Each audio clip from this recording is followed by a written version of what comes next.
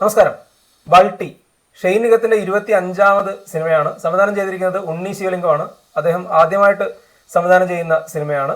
Produce ചെയ്തിരിക്കുന്നത് രണ്ടുപേര് ചേർന്നാണ്, Santhosh T കുരുവിളിയും Binu George പ്രൊഡക്ഷൻസും.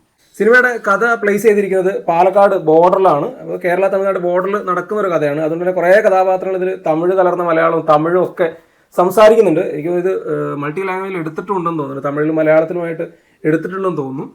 Cinema ഒരു ആക്ഷൻ ത്രില്ലർ അല്ലെങ്കിൽ സ്പോർട്സ് ആക്ഷൻ ത്രില്ലർ എന്നൊക്കെ പറയാവുന്ന ഒരു ജോണറിലാണ്. കാരണം ഇതിൽ കബഡി കാര്യമായിട്ട് വരുന്നുണ്ട്.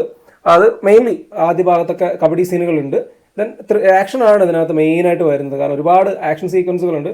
കാരണം ഗ്യാങ്സ്റ്റർ വാർ ആണ് ഇതിൻ്റെ ഒരു മെയിൻ പ്ലോട്ട് എന്ന് പറയുന്നത്. മെയിൻലി ഒരു 3 ഗ്യാങ്സ്റ്റർ ടീംസ് ഉണ്ട്. അപ്പോൾ അവരൊരു ലോക്കൽ സെറ്റപ്പിലുള്ളതാണ്. അപ്പോൾ അതിൻ്റെ ഒരു പശ്ചാത്തലമായതുകൊണ്ട് തന്നെ ഒരുപാട് ആക്ഷൻ രംഗങ്ങളുണ്ട്. ഇതിൽ ഷെയ്ൻ നിഗത്തിന്റെ ക്യാരക്ടർ ഒരു കബഡി പ്ലെയർ ആണ്. അദ്ദേഹത്തിന് ഒരു ടീമൊക്കെ ഉണ്ട്. കാരണം അവർ കബഡി സ്ഥിരമായിട്ട് കളിക്കുകയും പൈസക്ക് കബഡി കളിക്കുകയും കപ്പ് വിൻ ചെയ്യുകയൊക്കെ ചെയ്യുന്നത്. അപ്പോൾ സിനിമയിൽ ആദ്യ ഭാഗത്തൊക്കെ 1-2 കബഡി സീനുകളുണ്ട്. അത് വളരെ ഗംഭീരമായിട്ട് എടുത്തിട്ടുണ്ട്. സിനിമയുടെ ഏറ്റവും വലിയ പോസിറ്റീവ്സിൽ ഒരു കാര്യം ഈ കബഡി സീനുകളാണ്. കാരണം നമുക്കത് സ്ക്രീനിൽ കാണുമ്പോൾ തന്നെ അതിൻ്റെ ഒരു ഭയങ്കര വൈബുണ്ട്. പ്രത്യേകിച്ച് കബഡിയൊക്കെ അറിയാവുന്ന ആൾക്കാരാണെങ്കിൽ കൃത്യമായിട്ട് വർക്കാവും. കാരണം അതിൻ്റെ ഒരു പേസിലൊക്കെ അത് കട്ട് ചെയ്ത് എടുത്തുകൊണ്ട് തന്നെ സ്ക്രീനിൽ അത് കണ്ടിരിക്കാൻ നല്ല രസമാണ്. അതോടൊപ്പം തന്നെയാണ് ഈ സിനിമയിൽ ആക്ഷൻ രംഗങ്ങൾ. കാരണം ഒരുപാട് ആക്ഷൻ സീക്വൻസുകളുണ്ട്. ഫസ്റ്റ് ഹാഫിലും സെക്കൻഡ് ഹാഫിലുമായിട്ട് ആക്ഷൻ രംഗങ്ങളൊക്കെ കിടുവായി എടുത്തിട്ടുണ്ട്. അതിന്റെ ബിൽഡപ്പും കാര്യങ്ങളൊന്നും അത്ര ഗംഭീരമായിട്ടില്ല. കാരണം കുറേ ക്ലീഷേ ജംഗ്ഷനുകൾ സിനിമയ്ക്ക് ഉണ്ട്. കാരണം സ്റ്റോറി ട്രാവൽ ചെയ്യുമ്പോൾ നമുക്ക് കാണാൻ പറ്റുന്ന കുറേ സിറ്റുവേഷൻസ് ഒക്കെ ക്ലീഷയാണ്. അങ്ങനത്തെ ടേൺസും ട്വിസ്റ്റും ഒന്നും ഇല്ല. കാരണം വളരെ പ്രഡിക്റ്റബിൾ ആയിട്ടുള്ള സ്റ്റോറിയിലാണ്. പക്ഷെ അതിലേക്ക് ആക്ഷൻസ് വന്നു ചേരുമ്പോൾ ആക്ഷൻ രംഗങ്ങൾ ഗംഭീരമാണ്. പ്രത്യേകിച്ചും യൂത്ത്. കാരണം യൂത്ത് എന്ന് പറയുമ്പോൾ ഷെയ്ൻ നിഗം, അതിൻ്റെ കൂടെ ചന്ദനും ഉണ്ട്, പിന്നെ ഹൃദയത്തിലൊക്കെ ഉണ്ടായിരുന്ന ഒരു പയ്യനുണ്ട്, പിന്നെ വേറെ ഒരു പയ്യനുണ്ട്. ഒരു 4 പേരുടെ ടീമാണ്. മെയിൻലി അവർ തന്നെയാണ് പോസ്റ്ററുകളൊക്കെ, ട്രെയിലറിനും പോസ്റ്ററിലൊക്കെ കാര്യമായിട്ട് പറഞ്ഞിട്ടുള്ളത്. അപ്പോൾ അവർ ആക്ഷൻ ചെയ്യുമ്പോൾ അത് വളരെ ഗംഭീരമായി ചെയ്തിട്ടുണ്ട്. അത് അങ്ങനെ എടുത്തിട്ടുമുണ്ട്. അപ്പോൾ ആക്ഷൻ രംഗങ്ങൾ ഈ സിനിമയുടെ ഏറ്റവും വലിയൊരു ഹൈലൈറ്റ് ആണ്. എസ്പെഷ്യലി ഇതിൻ്റെ സെക്കൻഡ് ഹാഫിൽ ഒരു ലോഡ്ജ് ഫൈറ്റ് ഉണ്ട്. അവിടുന്ന് അങ്ങോട്ട് സിനിമ ഒരു ഗംഭീര ട്രാവലാണ്. സിനിമയുടെ ഏറ്റവും വലിയൊരു കാര്യങ്ങളൊക്കെ സംഭവിക്കുന്നതും സിനിമ ഒരു ഹൈ നോട്ടിൽ അവസാനിക്കാനൊക്കെ കാരണം ആ ആക്ഷൻ സീക്വൻസുകൾ ഗംഭീരമായി വന്നതുകൊണ്ടാണ്. സിനിമയുടെ മേക്കിംഗ് ക്വാളിറ്റി അതുപോലെ ടെക്നിക്കൽ സൈഡൊക്കെ ഗംഭീരമാണ്. പിന്നെ എടുത്തു പറയേണ്ടത് ഇതിൻ്റെ സ്കോറിംഗ് ഡിപ്പാർട്ട്മെൻറ്റാണ്. സായ് അഭ്യങ്കറാണ് ഇത് ചെയ്തിരിക്കുന്നത്. അദ്ദേഹം അത്യാവശ്യം ഹൈപ്പിലാണ് ഈ സിനിമയിലേക്ക് വന്ന് ജോയിൻ ചെയ്തത്. അപ്പോൾ അദ്ദേഹത്തിൻ്റെ ഒരു ഗംഭീര വർക്കുണ്ട് സിനിമയിൽ ഉടനീളം. ചില സ്ഥലങ്ങളിലൊക്കെ ഒന്ന് ഡൗൺ ആവുന്നുണ്ടെങ്കിൽ പോലും പല സ്ഥലങ്ങളിലായിട്ട് സായിയുടെ വർക്ക് തന്നെയാണ് സിനിമയെ ലിഫ്റ്റ് ചെയ്യുന്നത്. പ്രത്യേകിച്ചും ആക്ഷൻ രംഗങ്ങളിലൊക്കെ സായിയുടെ ചില കാര്യങ്ങളൊക്കെ കിടുവായി വന്നിട്ടുണ്ട്. ദെൻ സിനിമ പ്ലേസ് ചെയ്തിരിക്കുന്ന ഒരു റൂറൽ ഏരിയയിൽ ആ സെറ്റപ്പിൽ നടക്കുന്ന ഒരു സിനിമയാണ്. അപ്പോൾ അതുകൊണ്ട് തന്നെ അങ്ങനെയുള്ളൊരു മ്യൂസിക് പരിപാടിയൊക്കെയാണ് പിടിച്ചിട്ടുള്ളത്. പിന്നെ ഒരു റൊമാൻസ് ട്രാക്ക് ഉണ്ട് ഷെയ്ൻ്റെ, അതും നന്നായി വന്നിട്ടുണ്ട്. കബഡി മെയിൻ ആണ്. കാരണം ഇതിലെ മെയിനായിട്ടുള്ള ടീംസൊക്കെ കബഡി പ്ലെയേഴ്സും ആ ഒരു രീതിയിൽ അതൊരു സ്പോർട്സ് ജോണറേയും കൂടെ വേണമെങ്കിൽ പരിഗണിക്കാം. പ്രത്യേകിച്ച് ഫസ്റ്റ് ഹാഫിൽ കേട്ടോ. സെക്കൻഡ് ഹാഫിൽ അങ്ങനത്തെ ഒരു ഇല്ല. പ്യുവർലി ഒരു ആക്ഷൻ ഡ്രാമ എന്നുള്ള നിലയ്ക്കാണ് സെക്കൻഡ് ഹാഫിൽ പോകുന്നത്.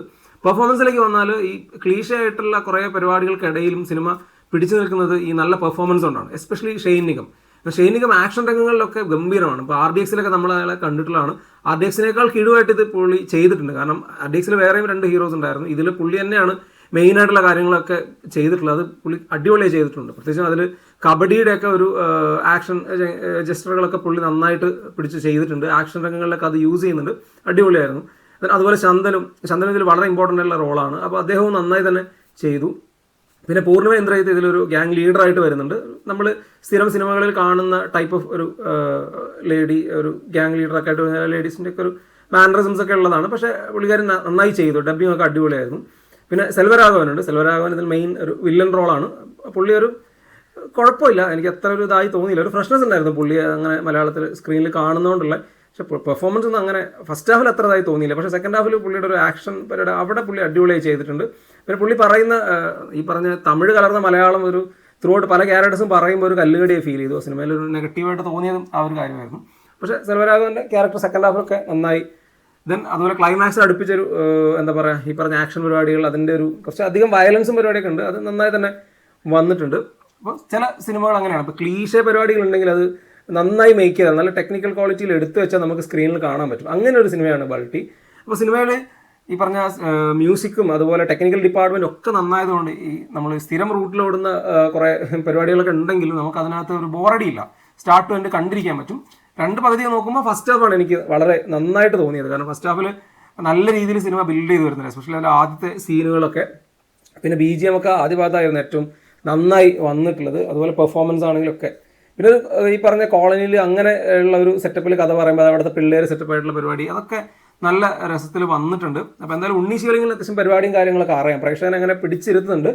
സെക്കൻഡ് ഹാഫ് തുടങ്ങിയപ്പോഴാണ് പടം കുറച്ച് ഒരു ഡൗൺ ആയി തുടങ്ങിയത്. ദെൻ അവിടെയും കുറച്ച് അപ്പ് ആൻഡ് ഡൗൺസിലാണ് സിനിമ പോകുന്നത്. പക്ഷേ ഈ പറഞ്ഞ ലോഡ്ജ് ഫൈറ്റ് എത്തിയപ്പോൾ സിനിമ അങ്ങ് ടേക്ക് ചെയ്യുന്നത്. അപ്പം തിയേറ്ററിൽ തീർച്ചയായിട്ടും കാണാൻ പറ്റുന്ന ഒരു ആക്ഷൻ ത്രില്ലർ പരിപാടി. എനിക്ക് തോന്നുന്നു ഒരു 6-7 ആക്ഷൻ പരിപാടികൾ, ചെയിൻ ഓഫ് ആക്ഷൻസ് തന്നെ ഉണ്ട് സിനിമയിൽ.